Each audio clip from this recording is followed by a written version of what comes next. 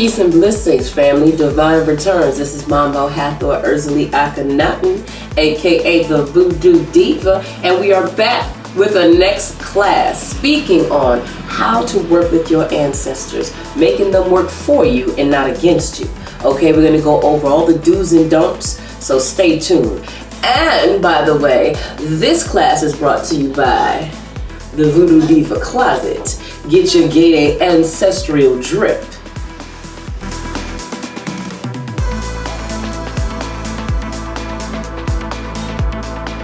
So what is an ancestor? An ancestor is energy that we can always use to our better benefit. But an ancestor usually happens, of course, when a physical entity was sharing space here and transitioned on into the spirit realms. Okay? Now, with that said, we have to understand we're all connected in some kind of way. Due to the beautiful mitochondrial DNA of the black woman, we all could say that we relatives or ancestors in some way, shape, or form.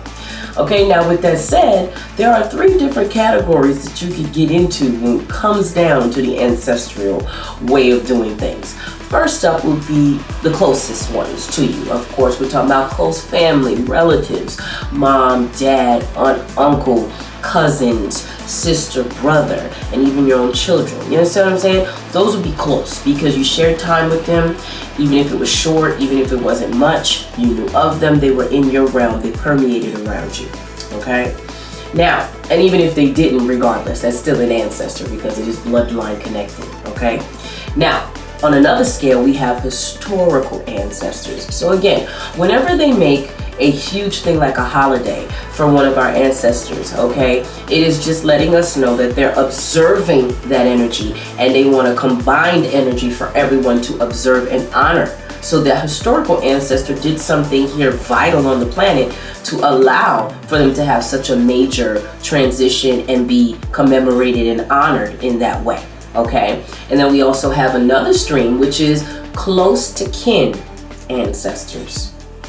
Close to kin ancestors deal with people that felt like family to you, although you know they weren't necessarily in your bloodline. So for example, if you had someone that you grew up with, you was like, oh my God, she was always like a second mother to me. She always treated me just like her own. And then on the other side, example, if you have a best friend and you guys grew up like sisters, like real homies, then guess what? If they pass away, that is now become an ancestor because you shared so much vibrational frequency with them. It has now come around where you can also use that to your benefit.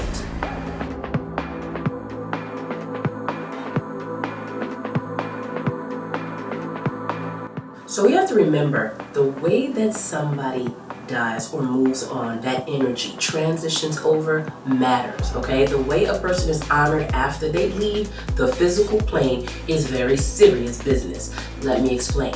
The first thing is you have one side where burials allow for there to be cemetery, for there to be open energy, to be able to sing together, or to, you know, have the flowers there. It's honorable, okay? More people come together. It's more of a communal sending that energy, that transition energy off. You have on the other hand, where it can get a little crazy, a little risque, is when the person's cremated. Now we have to be careful with cremation. Cremation, yes, if you own the cremation and it's something like just a person like your mother or your father perhaps had passed on and you're the one who was able to save the ashes, then that's wonderful. You still can have that, place it, create an ancestor altar, do your thing, your shrine, the whole 9, no problem.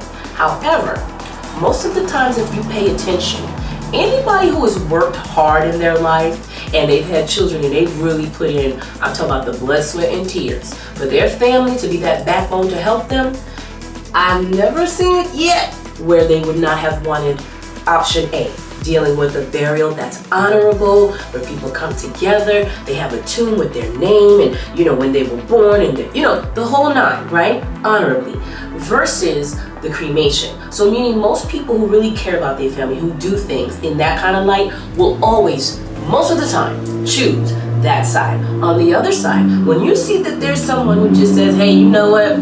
When I pass away, just go ahead and burn me up and then throw my ashes in a box somewhere. You understand what I'm saying? 9 times out of 10, be careful, because what they're letting you know is that first, they're ill prepared. They're not prepared for their death. They don't feel that they're valuable to have an honorable death, because 9 times out of 10, they didn't do many things that they could have done to be more supportive of either their children or their spouse, or however it goes. So you have to pay attention to that. And also, as we go into the magic, it means that's probably not the energy you're going to be trying to commune with more in terms of, hey, I need help with finance, or hey, I can use this, that. Because in the physical plane, they themselves didn't value the worth of them enough to make sure that they could have had a proper or honorable burial.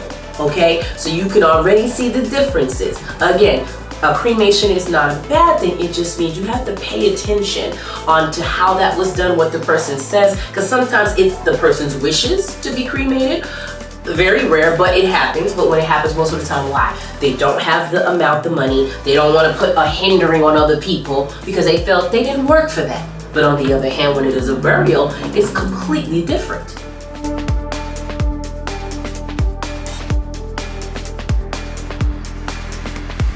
Okay, so let's talk about ancestral interface. First off, when we're dealing with personal ancestors, we have to look at two things. On one side, this might have been a personal ancestor, meaning you grew up with them, there was a close bond or relation. In which case in point, things like the traditions that they had, certain habits that you guys formed together, whether it was every Sunday went to church or whatever it might have been, or every weekend it was a family dinner type of thing, whatever, that you can actually personally harness and get into. But many of us may have not had those experiences, especially if we're talking about grandma, grandpa, sometimes even mother or father. What we have to do now is dig into the point of ancestral research. Now, with the ancestral research, there's a couple things to remember. First off, you may have to go out of your way, 9 times out of 10, not just a phone call, but a physical function or visit with grandma's sister or grandpa's brother, okay? Because you're trying to find out more about that energy. Now, if in case in point they think you're involved in the spiritual world and you know they fret a little, then you go and you be real smooth with it. You may say, hey, looks like you might need, you said you needed some help. Did you need some help with the garage, or you need to clean out something over there? Hey, let me come over and wash the car for you or something like that. Or if they're not, not in the car, hey, let's do some gardening together. I can garden and plant some new plants and put some new things down for you.